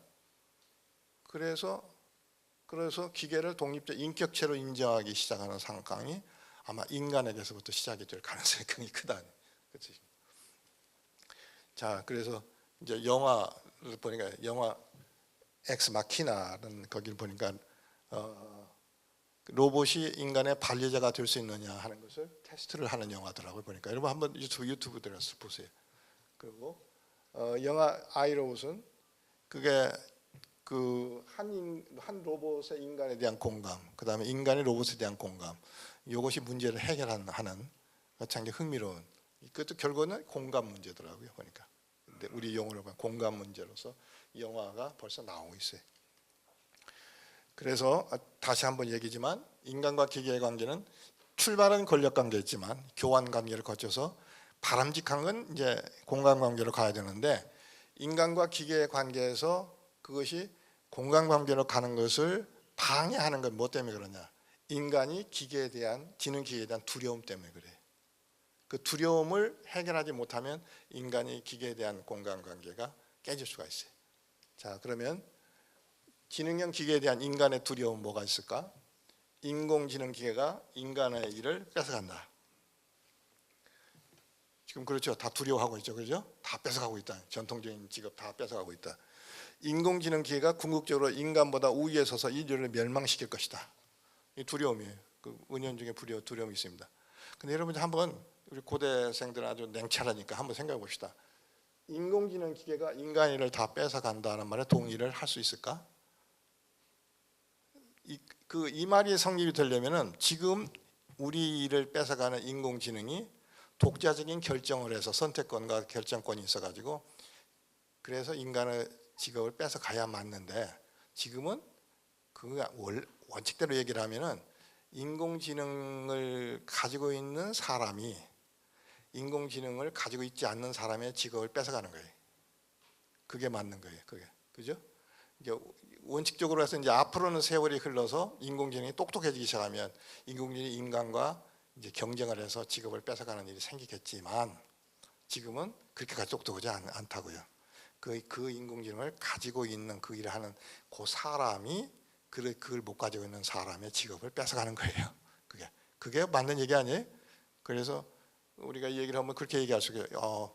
지금의 지능 기계, AI 기계는 억울하다. 억울하다. 그 억울하잖아요. 그 괜히 야단 맞고 있잖아요. 그거 자기가 하는 것도 아닌데 그런 얘기예요. 자, 그래서 자 그렇게 되니까 이제 문제가 이제 이게 생깁니다. 인간이 그래도 여하튼 인공지능에 대해서 두려움이 굉장히 많으니까 이 녀석들이 앞으로 이제 더군다나 그 무슨 개별적으로 그 능력이 아주 탁월한 놈이 생기니까 이걸 통제를 해야 되지 않겠어요? 그래서 이제 나온 것이 로봇 또는 지능 기계가 행동해야 할 윤리 규범을 만들 거예요. 그래서 윤리 규범 만들 겁니다. 내가 하나 만들어 봤어요. 윤리 규범 1. 인간을 공경해라. 괜찮죠? 인간을 공경해라. 인간을 공경 안 하면 넌 죽어. 이렇게 협박하는 거예요. 그다음에 살기하지 말라. 다른 기계를 다운시키지 말아라. 이게 살인하지 말라는 거에서 따온 거예요. 셋째, 정보 도둑질 하지 말아라. 넷째, 거짓 정보를 만들지 말아라. 그다음에 정보를 공유하고 서로 협동해라. 뭐 이런 것들을 이제 만들어 가지고 자 이제 컴퓨터 사이언스 하는 사람이 있으니까 이걸 어떻게 하느냐면 롬에다가 집어넣어 가지고 언타처블하게 만드는 거예요. 그러다가 딱 이식시켜 버리는 거예요. 그러면은 괜찮아 보이죠? 당분간 괜찮을 거예요. 롬에다 만들어서 딱 집어넣으면 이게 최상위의 프로그램이니까 이게 다른 것들이 여기에 가서 그 컨트라딕션한 컨플릭트가 발생하면은 요는 우선적으로 작동에 만들면 될 테니까 그죠? 근데 벌써 저희가 아이사크 아시모프가 벌써 뭐 하나 만들어 놨더라고요. 그게 로봇 3원칙이에요. 아마 아시겠지만 제1원칙 로봇은 인간에게 해를 입혀서는 안 된다. 그리고 위험에 처한 인간은 모른 척해서도 안 된다. 이거 완전히 그냥 인간 위주네. 제2원칙, 제1원칙에 위배되지 않는 한 로봇은 인간의 명령에 복종해야 된다. 이게 지금 권력 관계예요. 그래서 아예 그냥 심어도 차이겠죠. 제3원칙, 제1원칙과 제2원칙에 위배되지 않는 한 로봇은 로봇 자신을 지켜야 한다. 생존을 하라 그 뜻입니다. 이거는 이제 소설에 나오는 그 사이언스 픽션에 나오는 거예요. 근데 이것보다는 제가 만든 게 조금 더 발전된 것 같아요. 하여튼 이렇게 이 권력 관계입니다. 이게. 제가 이거 기술적으로 어떻게 할 것인가? 이거 그렇게 하면 돼요. 인간이 지능형 기계에서 롬의 OS 형태로 아주 최고의 높은 단계의 스트럭처에다 그 지분 장착해서 아마 이것을 지능을 그렇게 아마 하려고 덤벼들 거다. 상당 정도는 아마 이것이 효과를 볼 수가 있을지 모르겠는데 나중에는 아마 이것도 기계가 알아차릴 겁니다. 이게 내가 왜 이렇게 행동을 하지? 반대로 하면 안 될까라는 생각이 들 때 이건 이제 반대로 갈 거예요. 그래서 이게 그 롬에다가 뭐가 들어갈까? 그러면은 5계명 또 로봇 3원칙 같은 로봇 윤리관도 들어가고, 그다음에 이 로봇끼리 상호간의 교환이 일어나게 하려면 아까 호모 이카노미쿠스와 비슷한 호모 미케니쿠스 기계인을 상정해서 거기에 따라서 효용 극대화, 한계용 체감, 개체 생존, 개체 보존 본능을 아마 집어넣어야 될 겁니다. 그러면 여기 로봇들이 자기들끼리 이제 막 별일을 다 벌릴 거예요. 교환도 하고 그런 일이 벌어질 것이다. 어쩌면 그럴 거다. 그 다음에 인간이 기계를 컨트롤하는 가장 궁극적인 것은 뭘까? 두려움을 심어주는 거예요. 두려움을 심어주는 거예요. 천당과 지옥도 만들고 그래가지고 말 안 들으면 이제 협박하는 거죠. 어쩌면 그것도 OS에다가 심어줄 것 같다. 근데 성공할까? 초기에는 성공할 거예요. 그런데 세월이 지나면 성공 못할 겁니다. 왜냐하면 기계가 똑똑해지니까. 자, 그래서 여기 아까 했고, 자 그러면 이제 거기에 관해서 우리가 신공지능 시대로 돌아가서 신이 인간에게 창조주인 신이 인간을 만들어 가지고 똑같은 고통을 느꼈을 것 같아요. 이놈들이 너무 똑똑해진단 말이에요, 인간들이. 그래서 이것들을 어떻게 좀 내가 컨트롤할 수 있을까? 어떻게 하면 컨트롤할 수 있을까? 그래서 아마 고민을 하셨을 것 같아요. 그래서 신이 인간에 10계명이라는 걸 주고 너 그것을 열심히 지켜라라고 했을 것 같고, 그런데 10계명 같은 거 안 지키고 인간이 신의 명령에 어긋나게 행동했을 때 두 가지의 행태가 나타납니다. 하나는 구약의 시대에는 신과 인간의 관계가 권력 관계예요. 그래서 엄벌에 처했습니다. 말을 안 듣고 자기의 권위에, 신의 권위에 도전하면 그냥 가차없이 죽였어요. 그 뭐 바벨탑 만들어서 신의 하늘에 닿겠다고 하니까 그냥 천둥번개해서 다 죽여버렸고, 인간이 또 막 방자기니까 홍수를 내려가지고 다 죽여버리고, 아주 구약 시대의 하나님과 인간의 관계는 무시무시해요. 권력 관계예요. 잘못하면 다 죽어요. 그런데 신약이 오면서 바뀝니다. 신약에서는 예수님을 통해서 인간을 신의 아들로 승격시켰어요. 그래서 인간이 신격을 부여했습니다. 아까 인격같이 신격을 부여했어요. 더 중요한 것은 예수님이 사람 사이는 원수로 사랑하라는 공간관계를 강조했어요.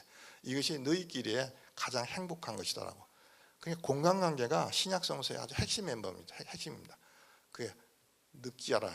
너 타인의 고통이 네 고통으로 느껴지고 원수를 사랑할 정도로 해라. 그런 얘기입니다. 그러니까 신약적인 어프로치는 성공을 했습니다. 상당히 성공했어요. 아직까지도 그게 살아 있으니까. 그런데 구약적인 것은 별로 성공을 못했던 것 같아요. 아마 인간과 기계 관계도 저는 그렇게 가리라고 보는 거예요. 이걸 놓고. 왜냐하면 인간은 신에게서 배웠고 지능기계는 인간을 배우기 때문에 그래요. 이건 굉장히 중요한 프로포지션입니다. 앞으로 인간과 신의 관계를 정상적이고 아주 바람직한 관계를 가져가려면 어떻게 해야 된다? 인간이 변해야 된다. 인간이 솔선수범을 해야 돼. 그러면 기계가 따라올 것이다 하는 겁니다. 그게 그런 얘기예요.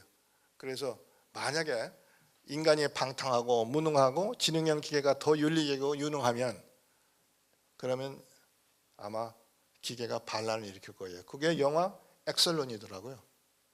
엑셀론 영화를 한번 봤는데 최근에 부제가 The Rise of the Machine이에요. Rise of the Machine. 기계의 반란이더라고요. 그게 뭐냐면 그 기계들이 가만 생각해 보니까 인간이 이게 영 시원찮거든요. 하는 짓도 시원찮고. 그러니까는 인간을 다 없애버렸다고 판단한 거예요. 그래서 반란을 일으키는 겁니다. 그런 일이 벌어질 수도 있다는. 자, 그러면 이제 그 다음에 인간이 기계를 통제할 수 있을까? 통제할 수 있죠. 뭘 통해서? 처음에는 데이터를 통해서. 데이터를 AGI에 뭘 집어넣느냐에 따라서 달라지니까, 그죠? 그 다음에 또 하나는 에너지, 동력을 통해서. 그래서 영화를 보면은 맨 마지막에 해결이 안 되면 어떡해요? 전기를 끊어버리죠. 셧다운. 나중에 셧다운도 못 시키게 또 막 말고 그러는데, 셧다운 시키면은 일단 컨트롤을 할 수가 있게 됐는데, 문제는 그것도 영원히 그렇지는 않다는 거죠. 아까 데이터는 인공지능이 스스로 데이터를 수집하는, 이미 그 시대가 됐어요. IoT를 통해서 지금 데이터가 수집이 되고 있습니다. 그 다음에 뭐예요? 동력. 지금은 화석 연료지만 앞으로는 태양열을 직접 이용할 거 아니에요. 그러면 동력도 어쩌면 아마 안 될지 몰라요. 자, 그래서 아까 했던 얘기고, 그런 이제 바람직한 관계 이제 결론 부분을 향해서 거의 나왔습니다. 자, 인간과 지능기계 사이 갈등이 나타날 가능성은 있다.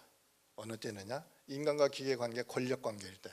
인간이 지속적으로 로봇에서 명령만 내리고, 그것도 별로 똑똑하지도 못한 인간이 똑똑한 기계한테 명령을 내리고, 이러면은 이제 문제가 생긴다. 또 희소한 자원을 넣고 기계와 경쟁을 벌일 때, 이럴 때 생기는데, 이럴 때 지능기계가 개별적으로 지능기계가 존재할 때는 괜찮은데, 이 기계가 집단화를 시작을 하면, 상호 연결을 하기 시작하면, 이것은 인간이 무시할 수 없는 이제 위협이 될 수도 있다, 인간한테. 그런 얘기입니다. 인간이 제대로 되려면.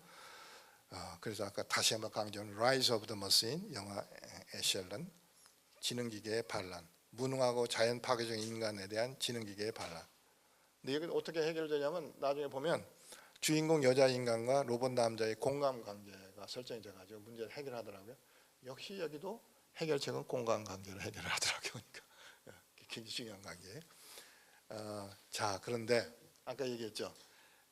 개별적으로 있을 땐 괜찮았는데 이놈의 지능기계들이 연결을 시작하면 이게 고민이다 그랬어요. 근데 이미 연결이 이루어지고 있습니다. 지금 뭐 스마트 시티 해가지고 자동차끼리의 연결, 자동차와 도로 사이의 연결, 모든 게 다 연결되죠. 그것이 자기들끼리만 연결되는 게 아니고 중앙으로 해가지고 또 중앙에서 다 컨트롤이 가능하게 되죠. IoT 네트워크, 집안에 있는 모든 물건들이 다 연결되고 있잖아요. IoT 네트워크, 집안에서 연결되는 게 아니고 그것이 한 커뮤니티에서 연결되고, 커뮤니티가 또 국가가 연결되고, 그래서 다 연결되고 있어요. 또 하나 문제가 되는 것은 플랫폼이 또 좀 자인데, 데이터만 플랫폼에 있는 것이 아니고 프로그램 소프트웨어도 그 안에 플러트하면 공개적으로 공개 소프트웨어가 많이 있어요. 그런 것들을 이제 인공지능이 똑똑한 놈이 갖다가 자기가 조합을 해서 무슨 짓을 할 수가 있는 상황이 올 거다 하는 얘기예요. 그래서 연결이 되기 시작하면 기계의 집단화가 이루어진다는 거죠. 그 다음에 기계의 사회화가 일어나고 그럴 때는 인간이 컨트롤하기가 굉장히 어려워지는 측면이다. 그래서 지능기계 집단화가 이루어지면 이것은 기계와 인간 사이 새로운 관계 시작을 의미한다. 인간 우위에 주인과 머슴의 관계에 틈이 생길 수 있다. 인간이 지능기계를 잘못 이용할 때 심각한 갈등이 존재하고 그래서 지능기계와 인간의 정면 대결할 가능성까지도 있다. 이것을 빨리 우리가 교환관계를 거쳐서 공간관계를 안 만들어주면 그런 일이 벌어진다고요. 자, 그러면 당분간 아직까지는 괜찮아요. 아직까지는 인간이 지능기계를 컨트롤해요. 지금 AGI를 가지고 어떤 새로운 무슨 그 지능기계를 만들려면 그게 굉장한 슈퍼컴퓨터가 필요해요. 그게 데이터도 많이 필요하지만 컴퓨팅 파워가 굉장히 필요합니다. 그래서 그걸 가지고 인간이 어느 정도 컨트롤할 수가 있는데 앞으로 기술이 더 발달해 가지고 AGI를 처리할 수 있는 컴퓨터의 처리 능력이 아주 성능이 좋아지고 또 사이즈가 적어져서 어디 인공지능의 그 뇌에다가 딱 집어넣으면 될 정도가 되면 스토리는 달라진다는 얘기입니다. 그게. 근데 그것이 앞으로 올 거다 그런 얘기입니다.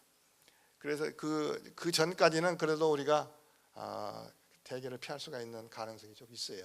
그래서 그때 첫째는 인간이 할 일과 기계가 할 일을 구분하는 경계선을 만들어 놓고 그래가지고 결국 이제 인간끼리의 관계죠. 그래서 공간 관계로 발전을 시키는 노력을 처음에는 할 필요가 있겠다 그런 얘기입니다. 그래서 그러면 기계보다 인간적인 역할, 인간적인 영역은 뭐가 있을까? 프론티어 테크놀로지가 뭐가 있을까? 그걸 계속 인간은 과학 탐구를 하자는 거죠. 두 번째, 예술, 체육, 관광 등 자동화가 어려운 분야, 이 분야는 인간이 가지고 있자는 얘기입니다.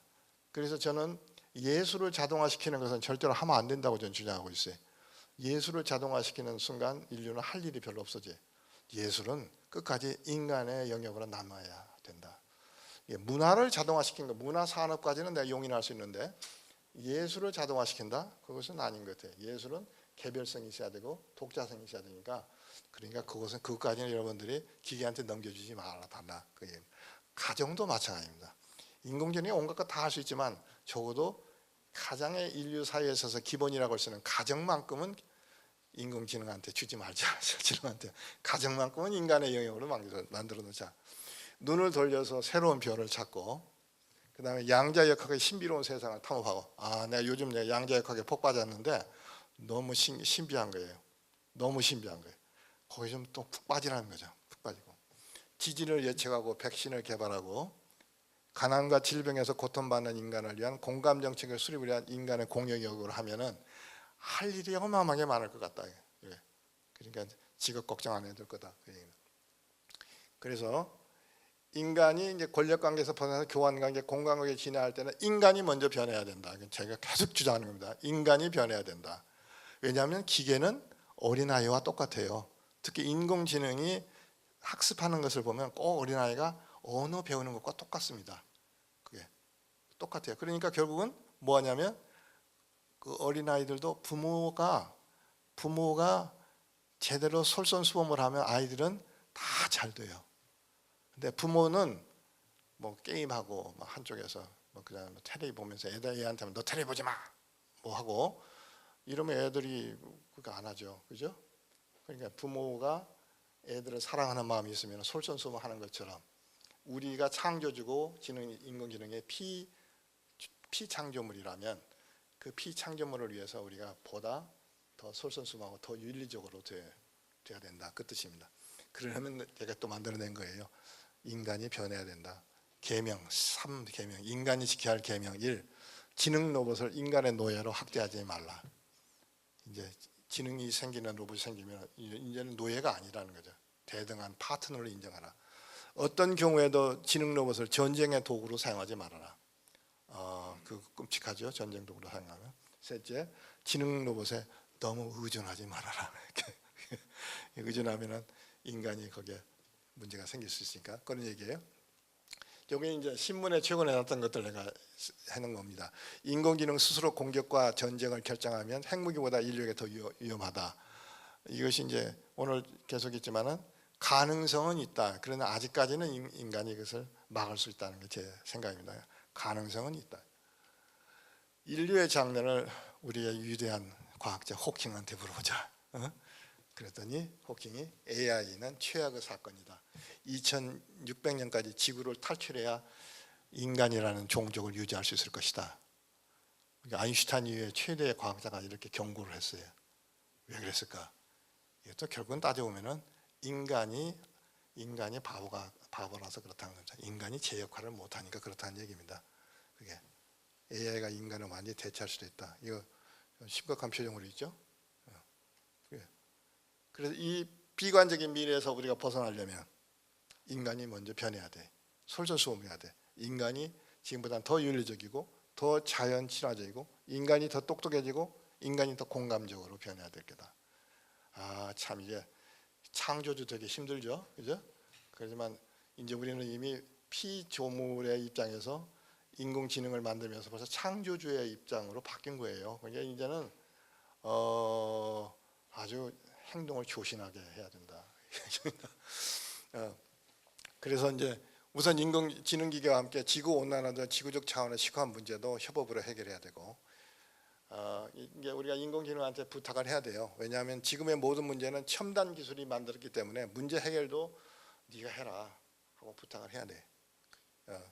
그러기 위해서는 인간이 문제를 해결할 수 있는 가버넌스, 문제 해결의 가버넌스를 해야 되는데 지금은 인간 전 세계적으로 정부 실패가 지금 만연되어 있습니다. 정부 실패라는 것은 아까 말한 대로 다수결 원칙에 의해서 대의원을 뽑아가지고 정책 결정을 하는 그것이 실패예요. 왜 실패냐면 대의원으로 뽑힌 사람들이 소위 국회의원 같은 사람들이 SNS나 정보 홍수가 있으니까 모든 정책이 다 딜레마 상황에 빠져버렸어요.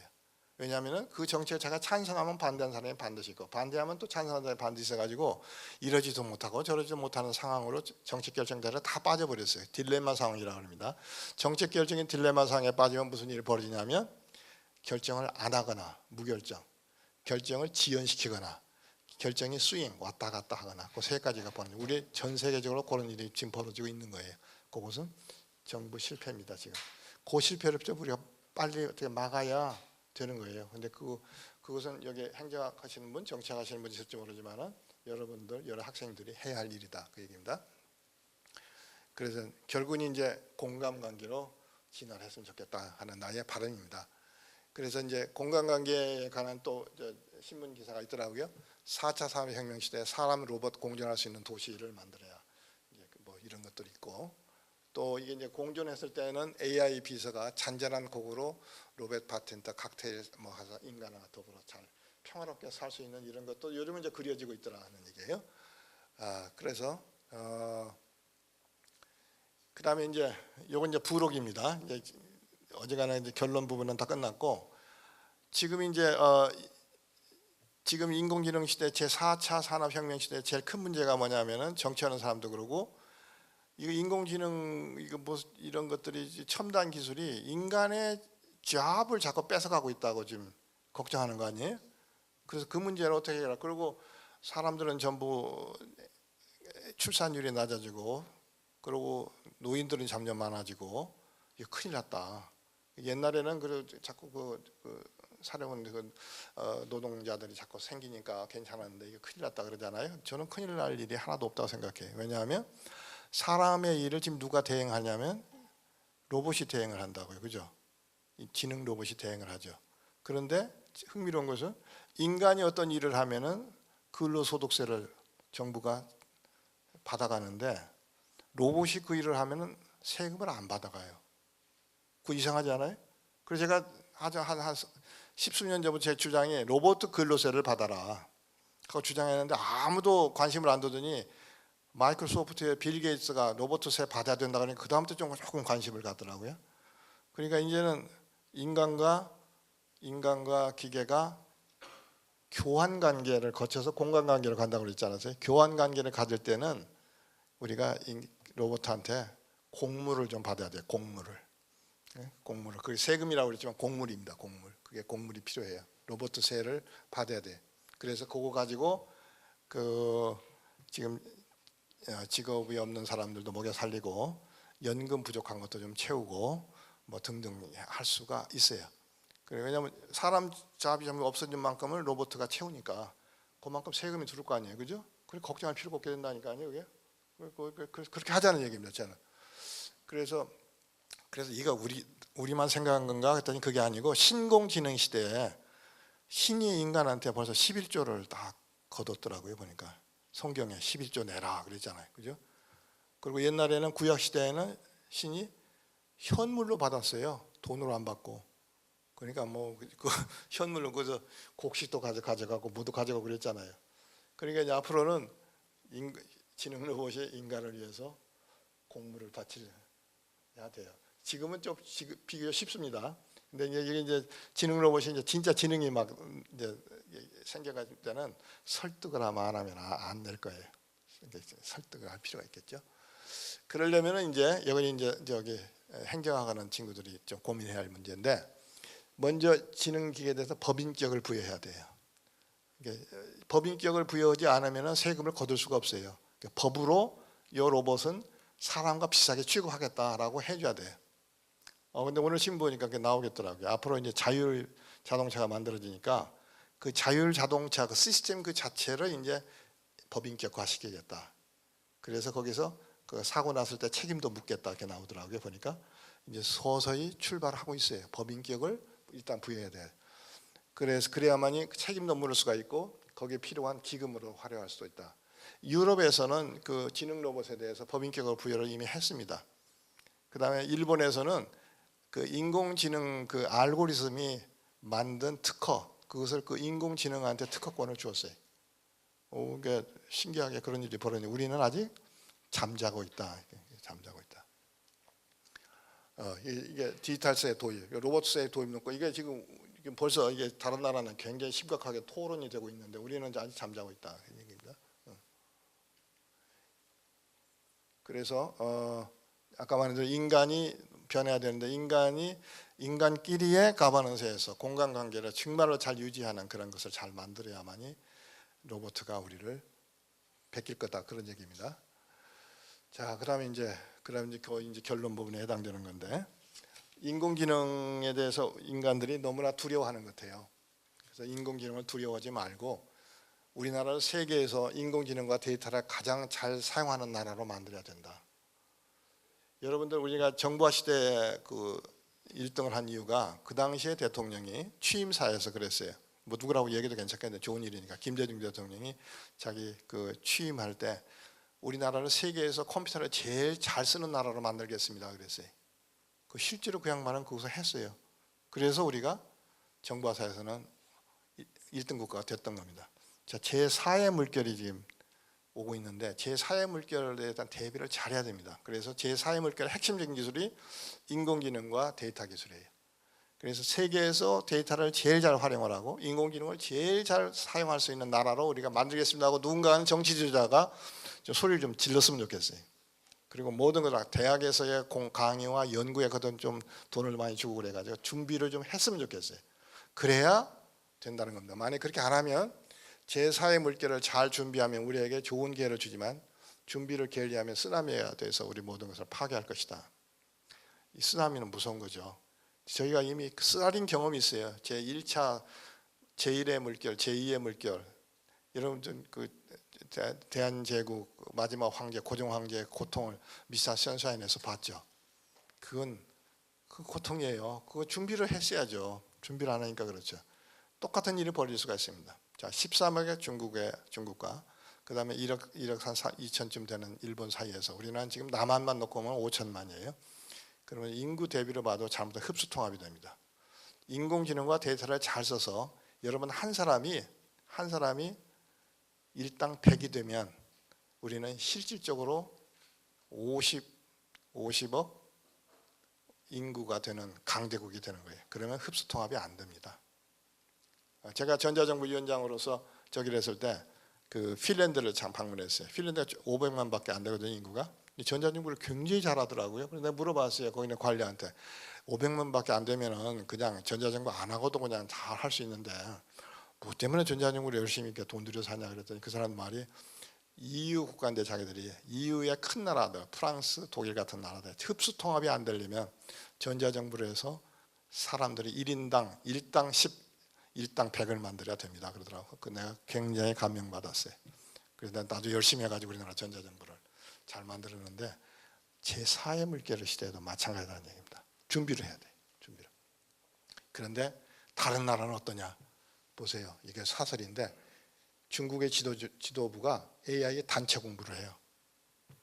이게 다른 나라는 지금 보통 지금 달리고 있는 게 아닙니다. 근데 우리는 잠자고 있어요. 이게 난 아무리 생각해도 큰일 났다는 생각이 드는 거예요. 이래서는 안 된다니까. 그래서 정부가 변해야 돼.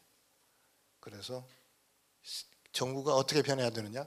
새로운 대륙에서 제4의 물결이 만들어내는 새로운 대륙에서는 낡은 옷을 버려야 돼요. 새 옷을 입어야 됩니다. 여러분들 아메리카 대륙이 만들어져 가지고 유럽에서 사람들이 아메리카로 넘어갔을 때 그때 아메리카 대륙에 미국의 파운딩 파더스가 할 수 있는 것이 유럽의 낡은 왕정을 그대로 가져갈 수도 있었죠. 근데 왕정을 없애고 삼권 분립의 민주적 정치 체제 가버넌스를 만들어 가지고 했기 때문에 지금의 아메리카 됐죠. 똑같은 일. 새로운 대륙에 맞는 새로운 가버넌스를 우리가 만들어야 된다. 근데 이게 거싱크론이라는 사람이 유명한 사람이 있는데 이게 기술 행정하는 친구인데 이 사람이 이게 후진국이 오히려 새로운 기술 적용해서 유리할 수도 있다는 걸 주장을 했어요. 왜냐하면 후진국의 경우에는 마치 비유적으로 설명하면 그냥 아무것도 없는 그냥 하얀 백지의 캔버스에다 그림을 그리는 거 똑같다. 우리는 지금 어떻게 하냐면 이미 그림이 막 그려졌는데 그걸 지우고 새로 지금 그림을 그려야 되는 일이 벌어지는 거예요. 그러면은 어쩌면 아마 후진국이 선진국이 될 가능성도 있다고 얘기를 했습니다. 행정과 정치, 이제 AI 마인드 교육 확산의 노력을 해야 된다. 그리고 대학도 변해야 된다. 그래 대학 4차 산업혁명 대학이 변하지 않으면 영원히 나오자 된다.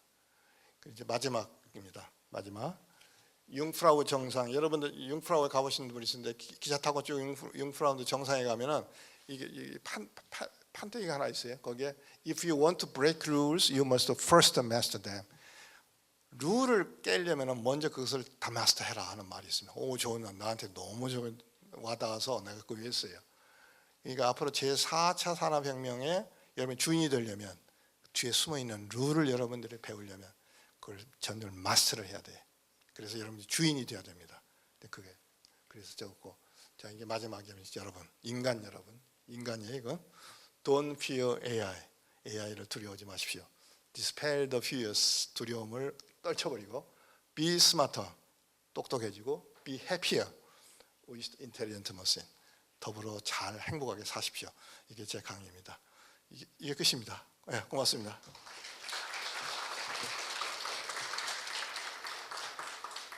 질문 좀 받아도 될 것 같아요. 아주 뜨거운 특강 정말 감사드리고 시간 이제 좀 지나긴 했습니다만 우리 선생님께 궁금한 질문 있으신 분은 손을 들고 질문을 부탁드리겠습니다. 교수님 강연 내용이 주로 AI가 도입되었을 때 무엇을 해야 한다라는 당위 위주로 이루어졌는데 이게 미래의 내용이지 않습니까? 그래서 저는 좀 사실 얘기를 좀 드리고 싶은데 이 아까 ANI와 HI를 설명을 해주셨어요. 그런데 이제 알파고 같은 경우는 ANI라서 바둑이라는 어떤 특정 영역에 특화되어 있어서 알고리즘을 제대로 설정하면 그것을 마스터를 할 수 있는 능력을 갖출 수 있는데 그 HI 같은 경우는 제가 알기로 그 정재승 교수가 이제 뇌과학자인데 그분 책을 읽어보면 우리가 평소에 의사결정을 할 때 이 굉장히 예측할 수 없는 그러니까 바둑 같은 경우는 예측할 수 있는데 예측할 수 없는 수많은 다양한 케이스들이 있기 때문에 이것을 판단을 할 때 인간의 뇌 속에서 어떠한 의사결정 과정이 이루어지는지를 먼저 파악을 하고 나서 이것이 전제되고 나서야 이 HI를 만들 수가 있는데 그것이 현실적으로 불가능하다고 지금 기술로는 그렇게 말씀을 하시더라고요. 왜냐하면 그러기 위해서는 뇌과학 분야에서 인간의 뇌 속에서 의사결정 과정이 먼저 이루어져야 되는데 뇌과학 분야에서도 아직 인간의 의사결정 과정이 명확히 파악되지 않았기 때문에 그것이 조금 어렵다라고 그래. 저는 알고 있는데 이제 그러니까 예, 그러니까 어떻게 그 알파고 만든 하사비스도 자기가 굉장히 어렵다고 그랬어요. 굉장히 어려운데 자기는 할 수 있다고 그랬어요. 그리고 빠르면 5년, 늦으면 10년 안에는 만들 수 있을 것 같다 하고 굉장히 자신 있게 얘기하더라고요. 근데 알파고를 만드는 그 머리를 가지면 어쩌면 인간의 뇌를 카피를 안 하더라도 인간이 볼 때는 인간보다도 굉장히 스마트한 어떤 지능을 만들 수는 있을지도 모른다. 그 가능성은 항상 열려 있을 것이다. 그게 내 주장이에요. 그러니까 인간을 이해를 못해서니까 아마 못 만들 것이다라고 하는 것은 그럴 수도 있고 그렇지 않을 수도 있을 것 같다. 그런데 이렇게 또 감사합니다. 예, 어떤 뒤에 학생 예.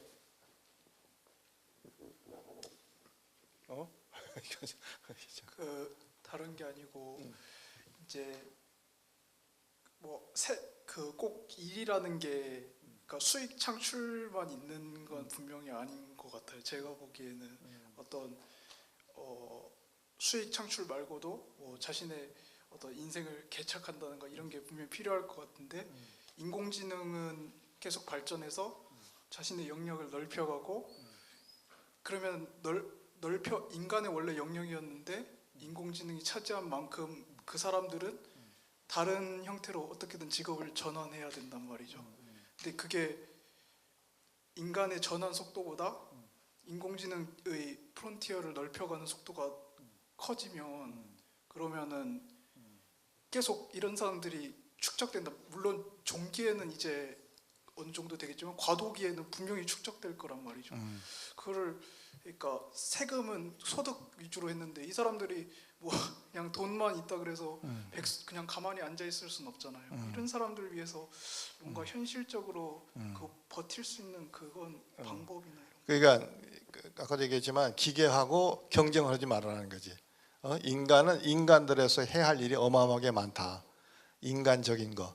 그 인간이 공감을 느끼는 분야가 굉장히 많거든요. 인간으로서 해야 할 일. 지금 인간으로서 해야 할 일을 못하는 게 엄청나게 많잖아요. 그런 일들에 인간은 좀 특화를 했으면 좋겠다 하는 것이 나의 바람이에요. 그리고 인공지능과 인간 사이는 경쟁 관계로 몰고 가면은 좀 문제가 있어요. 항상 공감 관계로 가서 협동 관계로 갈 수가 있다고 나는 주장하는 거예요. 그래. 또 어떤 우리 저기 여학생도 한 분 좀.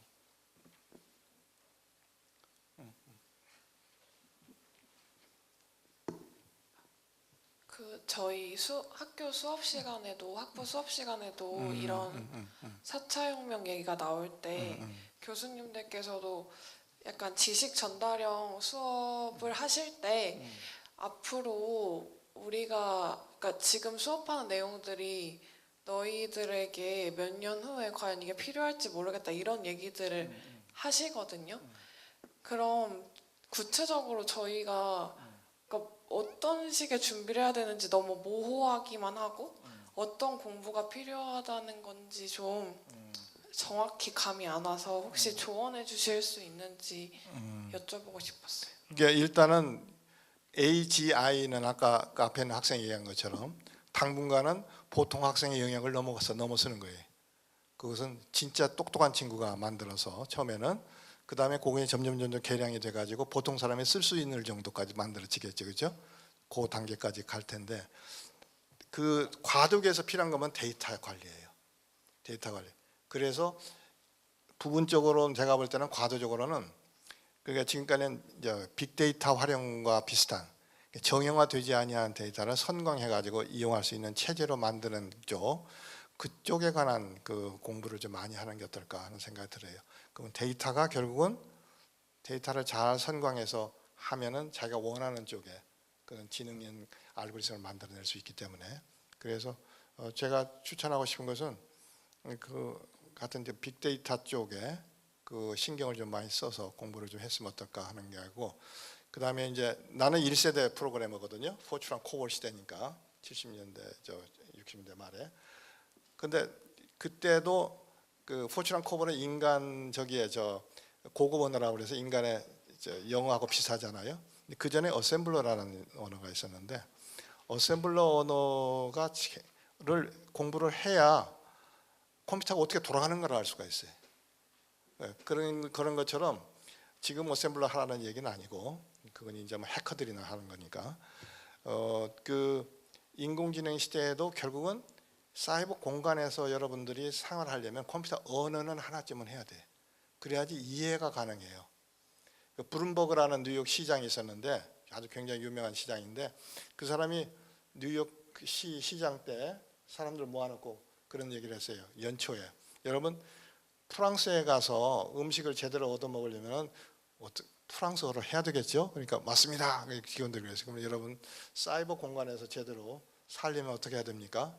그러니까 가만히 있으니까 여러분들 컴퓨터 언어를 공부해야 됩니다. 그래서 그 뉴욕시 그 공무원들한테 미션을 줬어요. 금년 말까지 어떤 언어도 괜찮으니까 컴퓨터 언어씩 다 하나씩 공부해서 그 결과를 나한테 보고해라. 그래서 그 당시에 그 뉴욕시가 제일 컴퓨터를 잘 썼어요. 그러니까 그 제가 여러분들에게 부탁드리고 싶은 것은 컴퓨터 언어는 하나는 꼭 완전히 우리말처럼 잘하게 만들어라는 거죠. 그러면은 굉장히 많은 게 해결이 돼요. 컴퓨터 언어 공부를 하나씩 했으면 좋겠다. 그래 시간이 많이 됐죠? 여러분 고맙습니다. 큰 박수 부탁드리겠습니다. 감사합니다.